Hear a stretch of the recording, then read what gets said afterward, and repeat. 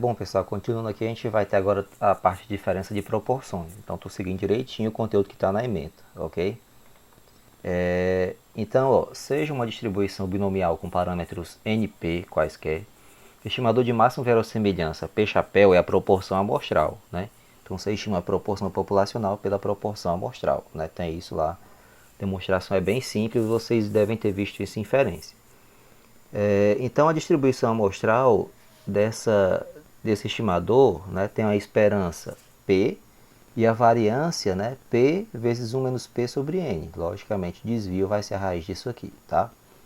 Então, considerando essas hipóteses, H0, P igual a P0, uma hipótese nula qualquer, contra P diferente de P0, ou seja, você supõe que o valor seja igual a um 0,5, 0,7 contra P diferente desse valor, tá? Sob H0 verdade, né, sob a hipótese não sendo verdadeira, a gente vai ter essa estatística, ó, P chapéu, que é igual à média, né, ou seja, x barra, somatório de x sobre n, né, x barra, segue distribuição normal aproximadamente com, aqui eu vou ter P, né, e na média aqui uma variância P, 1 menos P sobre n, né, ou seja, eu vou ter que isso aqui vai ser uma distribuição normal padrão com esse formato aqui. Então aqui eu vou ter o estimador menos a média que eu espero dele, né, sobre a raiz, né, da variância, que no caso é o desvio padrão, tá certo, gente? Então, já que eu vou ter que P chapéu segue uma distribuição aproximadamente normal padrão, né, tende a distribuição normal padrão pelo teorema do limite central, então posso utilizar essa estatística para fazer o teste, né? Já que a estatística do teste base-se na distribuição amostral dos dados, né? Distribuição amostral do estimador, a partir dos dados, no caso. Então, um exemplo, ó, foi feita uma avaliação dos Estados Unidos para saber a proporção de pessoas que eram favoráveis à legalização do aborto. Né? Então, queria testar se queriam fazer o teste se esse P era estatisticamente igual a 0,5, ou seja, se metade da população era favorável, né, à legalização do aborto. Então, foi coletada uma amostra de 1.810 indivíduos, dos quais 837 manifestaram-se a favor. Né? Então, o P-chapéu vai ser igual ao quê? À proporção amostral, que seria o que? A proporção amostral 837 sobre 1.810, que é aproximadamente 0,4624. Se eu aplicar naquela estrutura lá da fórmula, supondo H0 verdade, ou seja, vai ser P barra, né, menos 0,5, ok, sobre raiz, né, de 0,5 vezes 0,5 sobre 1810, que é o meu N. Então isso aqui vai me fornecer um z-calc, ou seja, um valor calculado de menos 3,2, ok, gente? Então o que é que eu faço? Se eu assumir, né, não for calcular o valor P, construa a região de rejeição de H0, que no caso, considerando um nível de significância de 5%, eu teria aproximadamente 1,96, né? 1,96 à direita e menos 1,96 à esquerda. Menos 3,2 estaria na região crítica à esquerda, né? Então, rejeito essa hipótese nula, ou seja, não é 0,5, né? Ou seja, não é a metade de indivíduos que está a favor da legalização do aborto, tá? É diferente de 0,5. Aqui eu não posso dizer se é mais ou menos, tá? Mas só teste é diferente. Caso contrário, eu teria que testar igual contra maior e igual contra menor, certo? Então, se for calcular o valor P é duas vezes, né, o φ de menos 3,2, por que isso? Porque eu tenho o valor P, pela definição, a probabilidade de ser maior do que a estatística se for unilateral à direita ou se for menor unilateral à esquerda, então a gente vai sempre basear-se em quem? Na hipótese alternativa, em H1, tá? Para calcular o valor P. Como aqui é diferente, pode ser maior ou pode ser menor. Então multiplico, é equivalente a calcular a probabilidade de ser menor do que menos 3,2 mais a probabilidade de ser maior do que 3,2. Como a distribuição normal ela é simétrica, então é equivalente a calcular duas vezes a probabilidade de z menor que menos 3,2, que é o que está aí, ou poderia ser também duas vezes a probabilidade de ser maior que 3,2, que de qualquer forma dá 0,0014. Ou seja, é menor do que o alfa, supondo alfa de 5% ou de 1%, então rejeito a minha hipótese nula. ok? Então, de fato, existe uma diferença, né, o valor esperado da proporção populacional de pessoas que são favoráveis à legalização do aborto é diferente de 0,5, ok? Para construir intervalo de confiança, então a gente também novamente vai utilizar a distribuição amostral do P-chapéu, né, do estimador. Então vai ser P-chapéu mais ou menos E de alfa sobre 2, que é o quantidade da distribuição, no caso normal padrão, né, vezes o erro padrão, né, que é a raiz da variância. Então é P-chapéu 1 menos P-chapéu sobre N. Então, por causa da legalização do aborto, só substituir os valores lá, tá? Então, é como se eu estivesse dizendo que a verdadeira proporção de americanos favoráveis à legalização do aborto, né, no ano da pesquisa está entre 0,43439 e 0,485, com 95% de confiança. É equivalente a pensar, se eu construir 100 intervalos, se eu coletar 100 amostras, tá, dessa população, em 95% delas eu terei que a proporção populacional estará entre esses dois valores. E o intervalo que fornece a menor chance de cometer um erro. Então, às vezes é melhor você utilizar um intervalo de confiança em paralelo à estimativa pontual, porque você reduz a chance de cometer um erro. Ok, gente? Então, sempre em paralelo teremos a estimativa pontual e o intervalo de confiança. Outro exemplo, um fabricante garante que 90% das peças fornecidas na linha de produção de uma determinada fábrica estão de acordo com as especificações exigidas. Para a análise de uma amostra de 200 peças, revelou 25 delas defeituosas. Ao nível de 5%, né, de significância, podemos dizer que é a verdadeira afirmação do fabricante? Então, as hipóteses, olha só, P igual a 0,9, ou seja, acima de 90% das peças estão ok, contra P diferente de 0,9, menor do que 0,9 no caso. Ou seja, menos de 90% das peças são perfeitas no caso.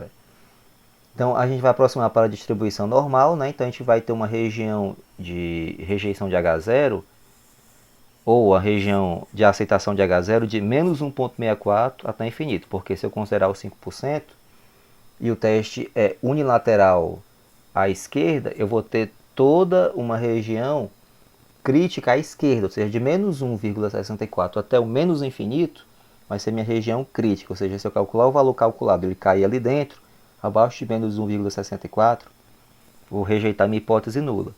Se cair à direita de menos 1,64, eu vou aceitar minha hipótese nula, não rejeitar minha hipótese nula. Então a minha região de aceitação é de menos 1,64 até infinito. Tá? Em contrapartida, a região de rejeição de H0 é de menos infinito até menos 1,64. Ok? Então a estatística do teste só substituir, né, o que é esse 0,875. É 25 sobre 200, ou seja, o número de peças defeituosas. Aí eu faço o contrário, né?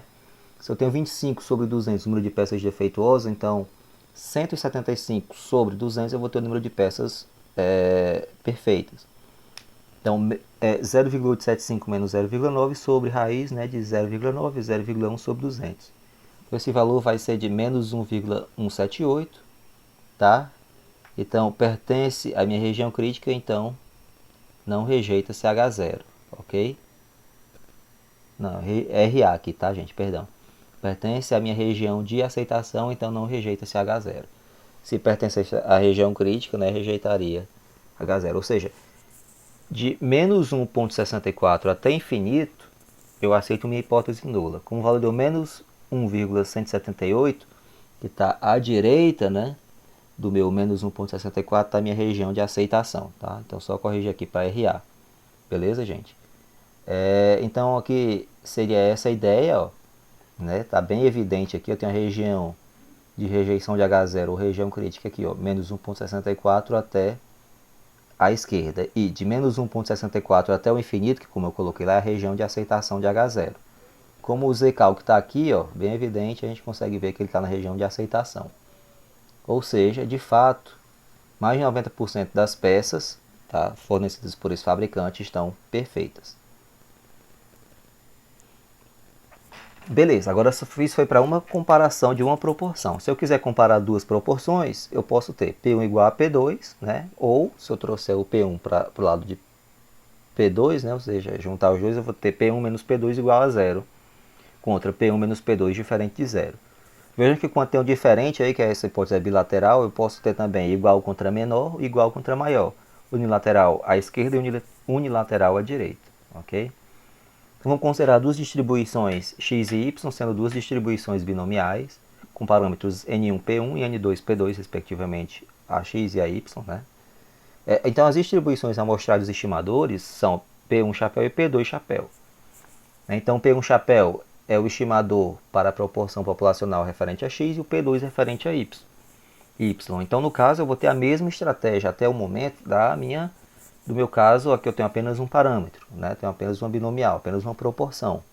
Então eu vou ter duas proporções estimadas, P1 chapéu e P2 chapéu, estimados por x barra e por y barra, respectivamente. Então, eu tenho duas distribuições normais aproximadas, tá? E se eu quiser aproximar, eu posso fazer isso aproximando para a distribuição normal padrão, tá? Mas aqui no caso eu vou ter duas distribuições normais, de forma geral, tá?